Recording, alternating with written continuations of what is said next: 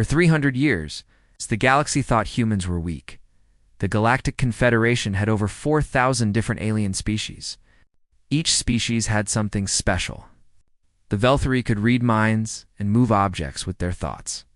The Koraks were masters of trade and mathematics. The Drethin had the largest military fleet in known space, with more than 12 million warships ready for battle at any time. And humans. The galaxy knew humans for three things. They loved a strange brown drink called coffee. They kept small furry animals as companions for no logical reason.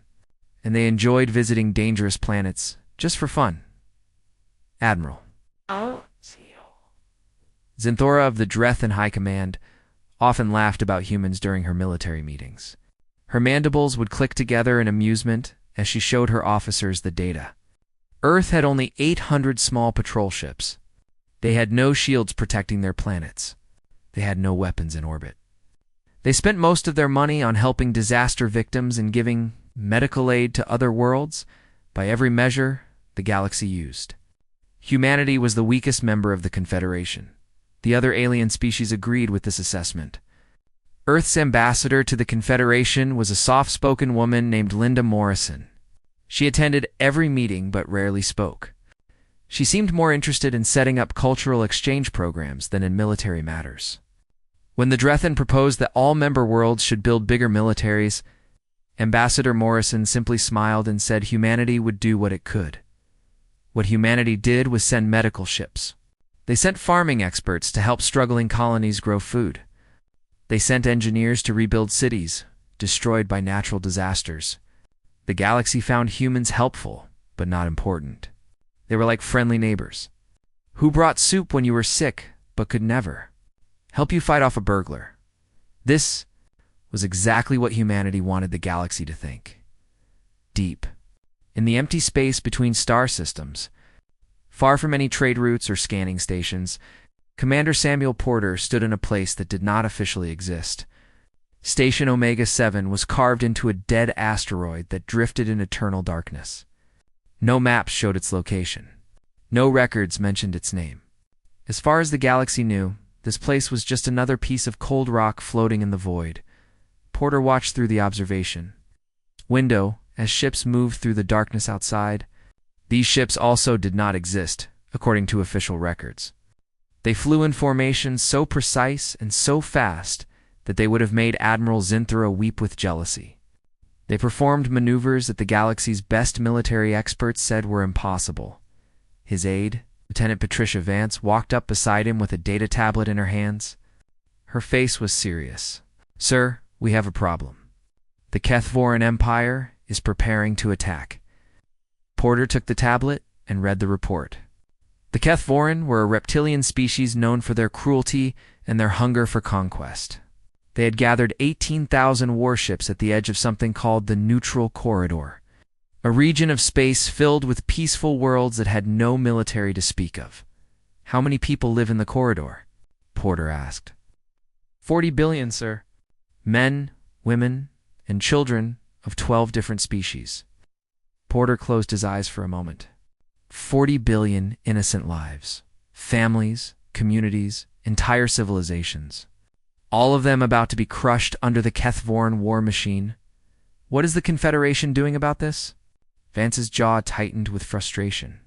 The Drethin are mobilizing their fleet, but they are too far away. They cannot arrive for at least 2 weeks. The Kethvoran will reach the corridor in 6 days. By the time help arrives, it will be too late.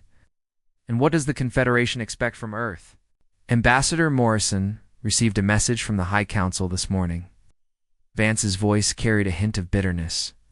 They are asking us to prepare our medical ships. They want us to be ready to help refugees after the attack. Medical ships. Porter opened his eyes and looked back at the fleet, moving silently through the void. 300 years we have played this game. 300 years of pretending to be nothing special, and still they think we are just the galaxy's ambulance service, sir. May I ask something? Go ahead, why have we hidden our true strength for so long? Why pretend to be weak when we are anything but? Porter turned to face her. His eyes held a weight that came from carrying secrets too heavy for most people to understand. 300 years ago, Humanity almost destroyed itself. We fought war after war on our own planet. We killed each other by the millions. We invented weapons that could end all life on Earth, and we came within minutes of using them. When the fighting finally stopped, we looked at ourselves and saw something terrifying. What did we see?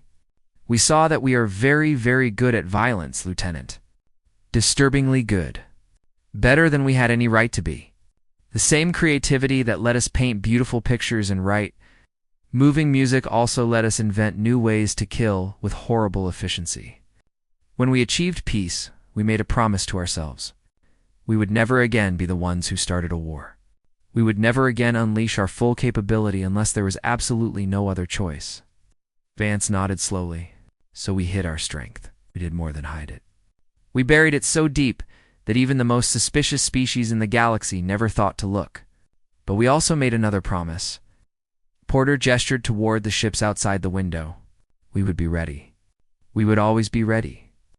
And if the day ever came when innocent people faced destruction while the galaxy stood helpless, we would show the universe why humanity chose peace, because the alternative was too terrible.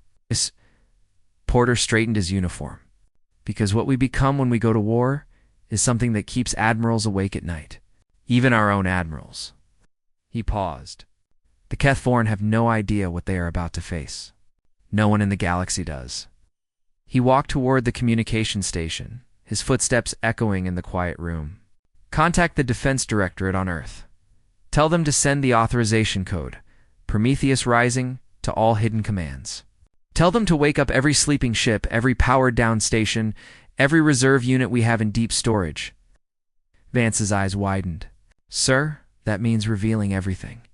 Every secret we have kept for 3 centuries, I know. Porter's voice was calm but heavy. In 6 days, 40 billion people will die unless we act. Children will be orphaned. Families will be torn apart. Entire species might face extinction. The Kethvorn believe they face no opposition. They believe they can slaughter the innocent and no one will stop them. He reached the communication station and began entering codes that only a handful of humans knew existed. They are wrong. It is time to stop pretending, Lieutenant. It is time to show the galaxy what humanity has been hiding. And when we do, the Kethvorn and everyone else will understand why we chose to be peaceful. They will understand that our kindness was never weakness. He pressed the final button, sending the signal that would wake a sleeping giant. It was mercy. The Galactic Confederation had spies everywhere. Their intelligence services knew everything about every species worth knowing. They had thick files on military strength, economic power, technology levels, and political systems for all 4,000 member worlds. Their file on humanity was almost empty. Director Kilvith ran the Confederation's intelligence division. He had read the human file many times over the years. Earth had 847 patrol ships, most of them old and slow. They had no real army, just a small group of peacekeepers. Their weapons were several generations behind what other species used. They spent most of their budget on schools, hospitals, something called art museums. The file did mention a few strange things. Humans had figured out faster than light travel very quickly once they learned the basic science.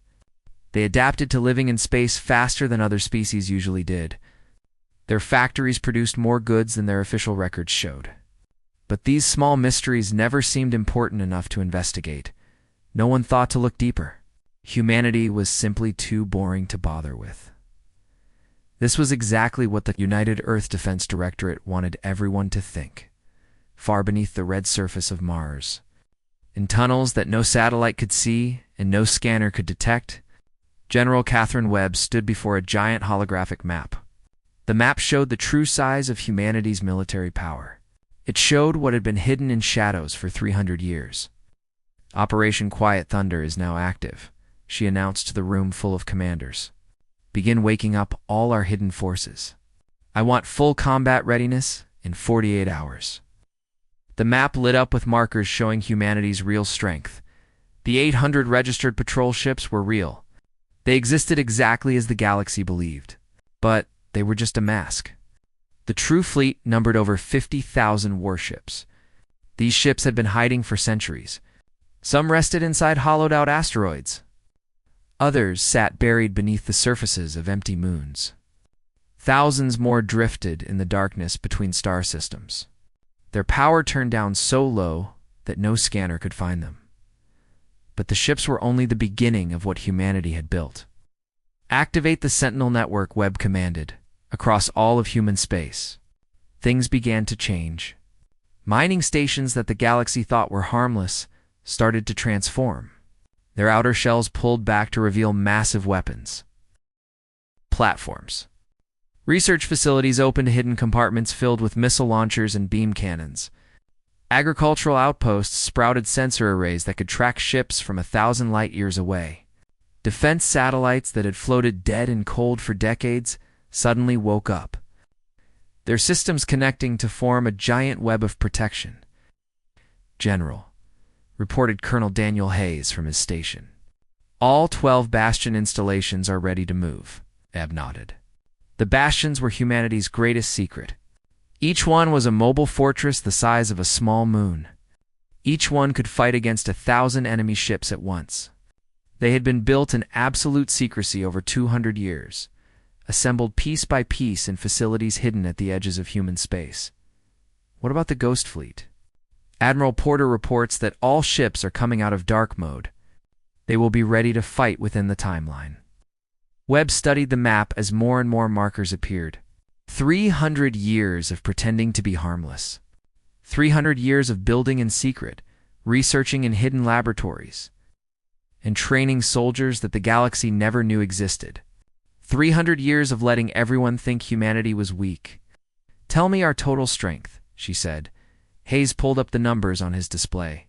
52,000 combat ships, 12 Bastion-class mobile fortresses, 870 orbital defense platforms spread across our territory, ground forces of 47 million active soldiers, with another 200 million in reserve who can be called up if needed. He paused before continuing. "And the Special Projects Division says that Project Prometheus is ready for use." Webb felt a chill run down her spine, despite the warm temperature of the room. Project Prometheus was something they had prayed they would never need. It was a weapon so powerful, so destructive, that only 12 people in all of human civilization knew its full capabilities. Even Webb, who knew most military secrets, did not know everything about Prometheus. "Let us hope we do not need to use it," she said quietly. Her assistant approached with a communication tablet. "General, we have a message from Ambassador Morrison. The Confederation High Council is meeting right now about the Keth-Voran threat. They are asking all member species to declare their military forces for a possible joint response. Tell the ambassador to attend the meeting." Webb's face hardened with determination. "It is time to update our declaration across human space." The awakening continued on a frozen moon orbiting a gas giant in the outer colonies. Ice cracked and fell away as massive hangar doors opened for the first time in 50 years. Ships that had slept in the cold darkness rose on anti-gravity engines, their crews waking from cryogenic sleep and running to their battle stations.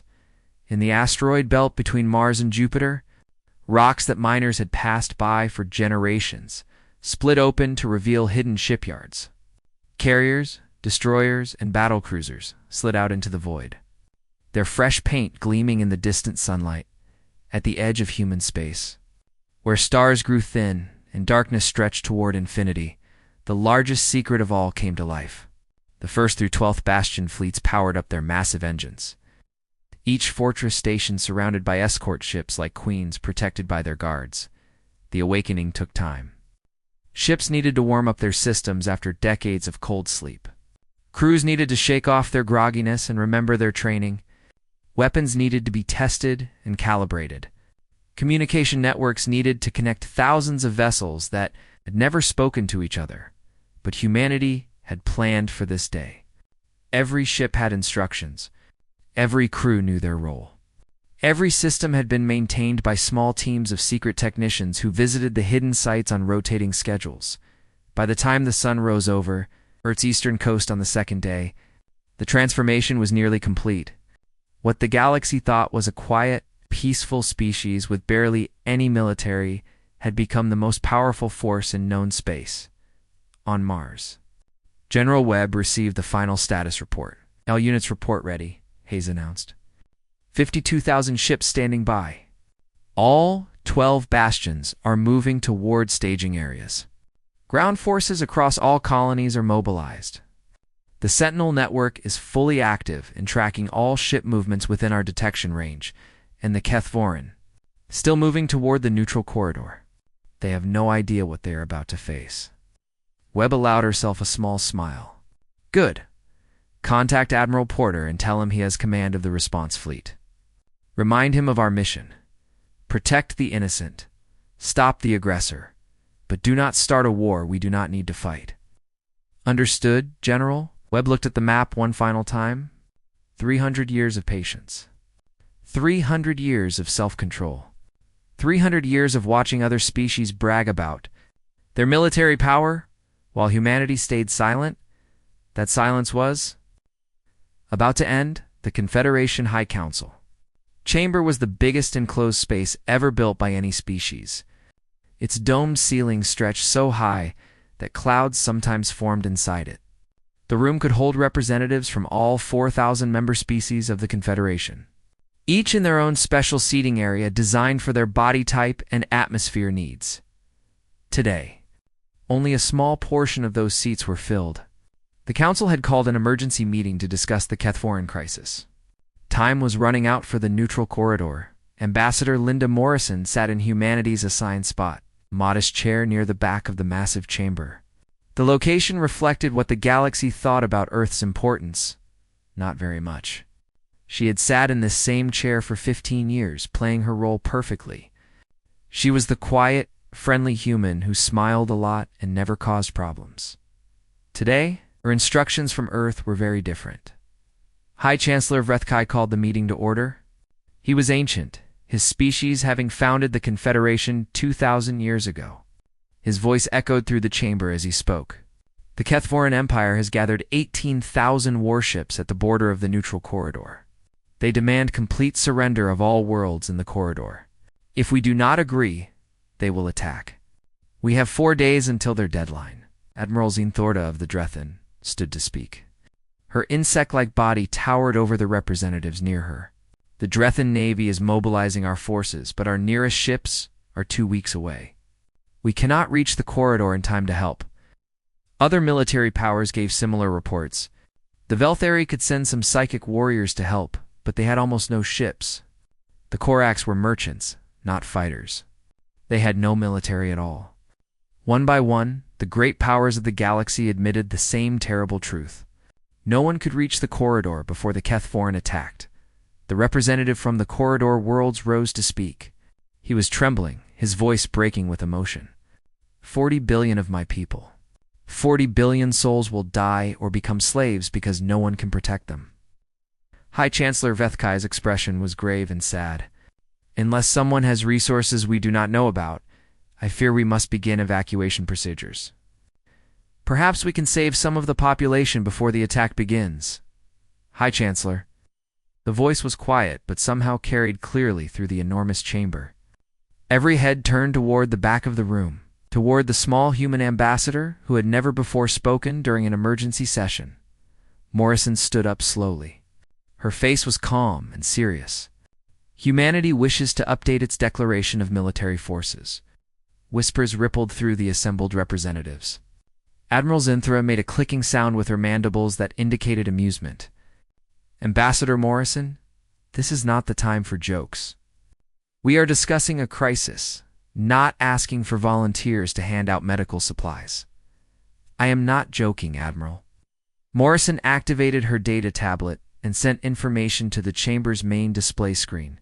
According to your records, Earth has declared 847 defensive vessels and minimal ground forces. That declaration was not complete. The display screen changed, and every voice in the chamber went silent. Numbers appeared on the screen. Ship counts. Station locations. Force projections. The numbers kept growing larger and larger. Far beyond anything the galaxy had ever imagined possible for the human species. Morrison read the information aloud, her voice steady and clear. 52,000 combat vessels, 12 mobile fortress stations, complete defense networks covering all human-controlled space, ground forces of 47 million active soldiers with reserves of 200 million more. She looked at her watch. Full combat readiness in approximately 36 hours. The silence in the chamber was so complete that representatives could hear their own heartbeats.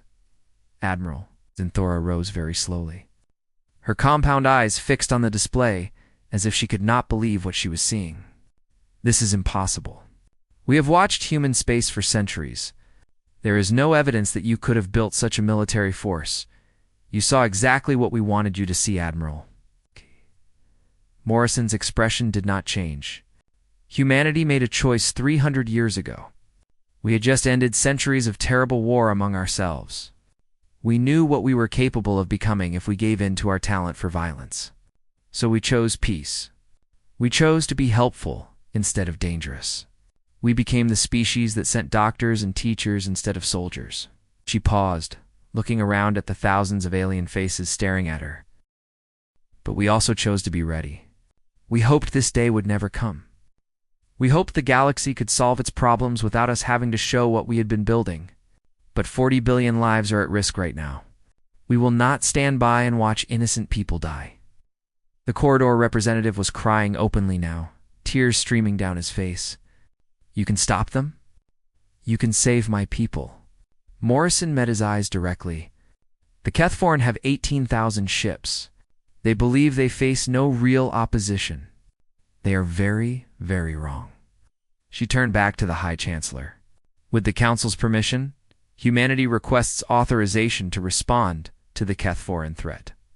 Rethkai seemed to have aged 10 years in the last few minutes. His voice was hoarse when he spoke.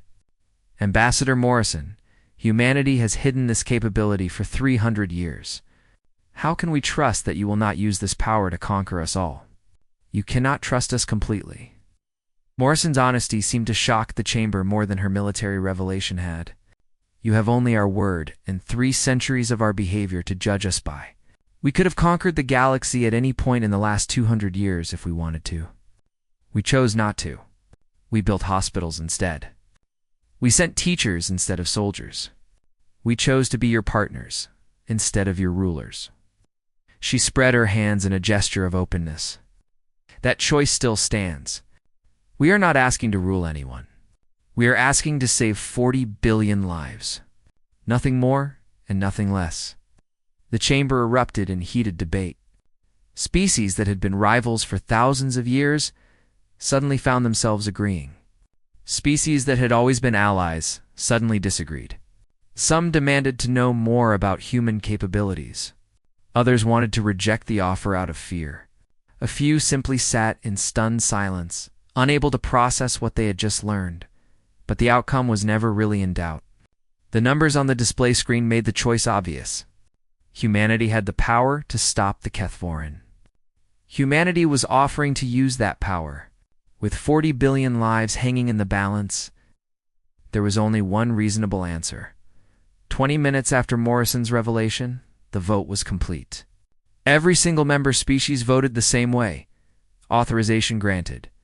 Morrison bowed her head slightly in acknowledgement. Thank you, High Chancellor. Humanity will not fail the trust you have placed in us. She activated her communication device and sent a single coded message to Earth. This is Ambassador Morrison to Defense Directorate. The Council has given authorization. Operation Quiet Thunder may proceed. Across the galaxy, 52,000 human warships began moving toward the neutral corridor. The universe was about to learn why humanity had chosen to be peaceful. The Kethforan Armada was a magnificent sight of terrible beauty. 18,000 warships hung in perfect formation against the black backdrop of space. Their weapons were charged and ready. Their crews were eager for conquest. They had come to bring death and slavery to the neutral corridor. Supreme. Commander Zethric stood on the bridge of his flagship, the Eternal Conquest. His reptilian scales gleamed under the harsh lighting as he savored this moment of triumph. For years he had planned this invasion. Now nothing could stop him. All fleets report ready for battle, his second-in-command announced. Our long-range sensors show no significant opposition. The corridor worlds have no defenses that can challenge us. Exactly as I expected.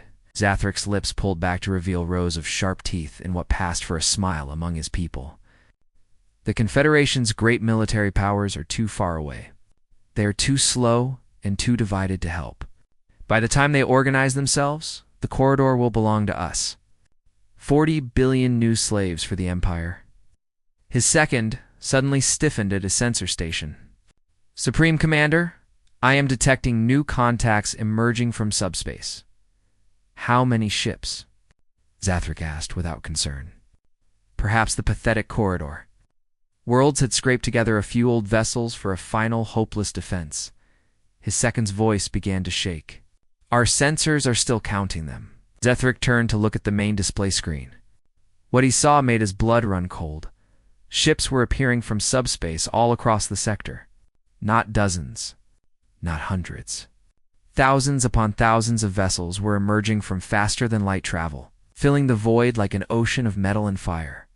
They kept coming and coming. More ships than Zathrik had ever seen gathered in one place. 50,000 contacts, his second whispered, his voice filled with horror. Supreme Commander, this cannot be real. No power in the galaxy has this many ships. Identify them immediately. The computer worked as fast as it could, comparing the whole shapes of the unknown ships against every known design in its database. When the result appeared on screen, Zathrik felt something he had not experienced in decades of conquest and war. He felt fear. They are human ships. On the bridge of the carrier, Abraham Lincoln, Admiral Samuel Porter watched the Kethvoran fleet through his tactical display. He could see their formation already falling apart as ship commanders tried to understand what they were facing. Vessels drifted out of position. Communication channels overflowed with panicked chatter. All ships are in position, his tactical officer reported. We are awaiting your orders, Admiral. Porter opened a communication channel to every ship in the human fleet. This is Admiral Porter to all commands. For 300 years, humanity has been the galaxy's quiet neighbor. Today, that role ends. But we must remember who we are and what we stand for. Our mission is not conquest. Our mission is protection. If the Kethvoran choose to retreat, we will let them go home in peace. If they choose to fight, he paused for a moment. Then we will show them why we spent 3 centuries choosing peace instead of war. He closed the fleet-wide channel and turned to his communications officer. Open a direct channel to the Kethvoran flagship. Supreme Commander Zathrik's image appeared on the display. The reptilian warlord was trying to maintain his composure. But Porter could see the fear behind his eyes. Human vessel. You will explain this provocation immediately, Zathrik demanded. There is no provocation here, Supreme Commander. I am simply stating facts. The neutral corridor is now under Earth's protection. Your fleet will turn around and go home immediately. If you refuse, you will be destroyed. You have 5 minutes to make your choice. You dare to threaten the Kethvoran Empire? Zathrik's voice rose with anger and disbelief. We have conquered 100 worlds. We have never been defeated in battle. We are the greatest military power in this region of space. You conquered the weak, Porter replied calmly. You have never faced us. You have 4 minutes and 40 seconds remaining. The channel closed. For 4 minutes and 39 seconds, the two fleets faced each other across 100,000 kilometers of empty space. On the Kethvoran ships, commanders argued about what to do. Some wanted to retreat immediately. Others insisted that the humans were bluffing, that no species could have hidden such power for so long. In the end, pride proved stronger than wisdom. At 4 minutes and 38 seconds, Supreme Commander Zathrik gave the order to attack. The battle lasted 11 minutes. Human ships moved through the Kethvoran, formation like wolves hunting sheep. Their point defense systems shot down incoming missiles and energy beams with mechanical precision. Their weapons struck from multiple directions at once, tearing through Kethvoran shields as if the shields were made of paper. The 12 Ashton-class fortress stations deployed at key points around the battlefield. Each massive structure engaged hundreds of enemy ships simultaneously. pouring out firepower that the Kethforan had never imagined possible. The Kethforan fought back with everything they had. They were a warrior species with centuries of military tradition. Their soldiers did not surrender. Their captains did not retreat. It made no difference. Human tactics were studied and countered in real time. Human weapons outranged and outperformed everything the Kethforan possessed. Human ships moved in perfect coordination, each vessel knowing exactly where every other vessel would be at every moment by the 5-minute mark. 3,000 Kethforan ships had been destroyed. By the 8-minute mark, that number had grown to 12,000. The remaining Kethforan ships were scattering in all directions, their formation completely broken. On the bridge of the Eternal Conquest, Supreme Commander Zethric finally understood how badly he had miscalculated. His magnificent armada was being torn apart. His warriors were dying by the millions, and the human fleet had barely suffered any damage at all. All ships, full retreat, he screamed into his communication device. Disengage and escape to friendly space immediately. All ships retreat. His flagship shuddered as human weapons found their target. But the humans did not destroy his ship. Instead, their precisely aimed shots disabled the Eternal Conquest piece by piece. First the engines, then the weapons, then the communication arrays. Within seconds, the mighty flagship was drifting dead in space. Admiral Porter's image appeared on Zathrex's dot. Mage display screen. Your fleet is defeated, Porter said. There was no triumph in his voice, no celebration, just a calm statement of fact. We have destroyed 12,000 of your ships. We have disabled 4,000 more. 2,000 have surrendered. Your remaining forces are running away as fast as they can. He paused. The battle is over. The only question now is whether you want this to become a war. Zathric's claws scraped against his command chair in helpless rage. You have made an enemy of the Empire today. No, we have made a statement. Attack innocent people, and humanity will respond. That is all. Porter's eyes were hard as steel. Go home, Supreme Commander. Rebuild your fleet if you want. But remember this day. Remember what happened when you threatened people under our protection? And remember that what you saw today was not our full strength. We held back. We showed mercy. His voice dropped to something almost like a whisper. Pray you never see what happens when we do not. The channel closed. Rescue ships from the human fleet began collecting Kethforan survivors from the wreckage of their destroyed vessels. Medical teams treated wounded enemy soldiers with the same care they would give their own people. In the neutral corridor, 40 billion people were safe. The Kethforan had come to bring death and slavery. Instead, they had learned a lesson that would echo throughout the galaxy. Humanity had chosen peace, but they had never forgotten how to wage war. In the weeks after the Battle of the Corridor, everything in the galaxy changed. The Confederation High Council met for 72 hours straight without stopping. Representatives from 4,000 species tried to understand what had happened. Humanity, the quiet species that everyone had ignored for centuries, had revealed itself as the most powerful military force in the known universe. Nobody knew what to think or how to feel. Ambassador Linda Morrison stood before the full council to explain. Her words were broadcast to every inhabited world in the Confederation. I understand why you are afraid, she began simply. 3 centuries ago, my species was tearing itself apart. We fought wars over land, over resources, over ideas, over things that seem small and foolish now. We created weapons of terrible power and used them against our own brothers and sisters. Millions died. Cities burned. We came close to destroying ourselves completely. She paused, letting the weight of those words sink into the minds of her audience.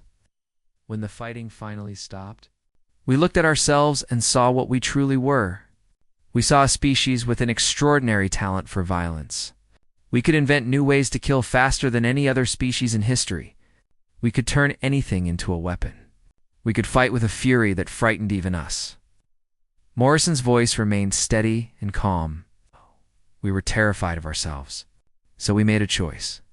We decided to hide our strength. We wanted to prove to ourselves and to the rest of the universe that we could be more than killers. We sent teachers to struggling colonies instead of soldiers. We built hospitals on distant worlds instead of military bases. For 300 years, we tried to become the good neighbors. We had never been to each other. Never. Stopped building weapons. Called a voice from the assembly. No, we did. Not. Morrison's honesty made the chamber go quiet again. Because we also understood that evil exists in the universe. There are species and individuals who prey on the weak. There are those who only understand the language of force. And we decided that if such a threat ever appeared, we would be ready to stop it. Not to conquer. Not to rule. Only to protect. Admiral Zenthora of the Drethan stood up. How can we possibly believe you? You have enough power to make the entire galaxy bow before you. Why would you not use it? Morrison smiled sadly. Because we already tried that on our own world, Admiral. Empire after empire. Conquest after conquest. We know exactly where that path leads. It leads to ruin and suffering and the destruction of everything worth living for. We walked that road for thousands of years. We have no desire to walk it again. She pointed to the display screen, which showed the aftermath of the battle. Thousands of wrecked Kethvoran ships drifted among the stars. Human rescue vessels moved through the debris, saving survivors regardless of which side they had fought for. 18,000 Kethvoran ships attacked the corridor.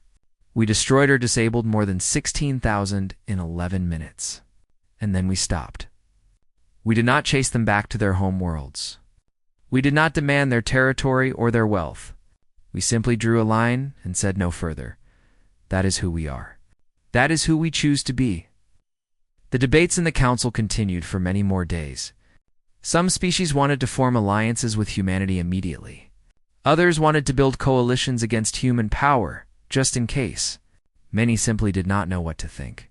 But in the end, humanity's actions spoke louder than any words could. They had possessed overwhelming power for centuries and had chosen restraint. They had hidden their strength not to prepare for conquest, but to prove they could be trusted without it. 6 months after the battle, the Galactic Confederation invited Earth to join the High Council as a full member. The vote was unanimous. Every single species agreed. Admiral Porter gave an interview to a galactic news network. When asked what humanity wanted from its new position of power, he answered directly, "We want peace. We have always wanted peace. But real peace is not just the absence of fighting. Real peace means that the strong protects the weak instead of hurting them. It means that bullies know they will face consequences. Humanity spent 300 years building a military we hoped we would never use. Now that everyone knows we have it, our goal has not changed." "What if another power challenges you?" the interviewer asked. "The Kethvoran are already rebuilding their fleet. Other empires are watching and waiting. Then they will learn the same lesson the Kethvoran learned. Humanity chose peace because we saw what we'd become when we choose war. That other choice is still available to us if someone forces our hand." He paused. "We would prefer never to make it, but we will if innocent lives are at stake." On Earth and throughout human space, life continued much as it had before. Children still went to school. Families still gathered for meals. Artists still created beautiful things. The hidden military remained ready, but it faded into the background of everyday life once again, in the secret facility beneath Mars. General Catherine Webb reviewed the final status reports. The fleet had returned to its stations. The Sentinel network remained active but quiet. The 12 bastion fortresses had dispersed to patrol their assigned regions of space. Lieutenant Patricia Vance approached with news. "The Kethvoran Empire has asked for peace talks. Their new emperor seems to understand the situation better than the old one did." Good Webb nodded with satisfaction. "What about other developments?" 3 smaller powers have requested Earth's protection. The Confederation is setting up official rules for what they are calling the Earth Guarantee. Any world under our protection will receive our full commitment to their defense. Webb allowed herself a small smile. 300 years of hiding, and now we are the galaxy's shield.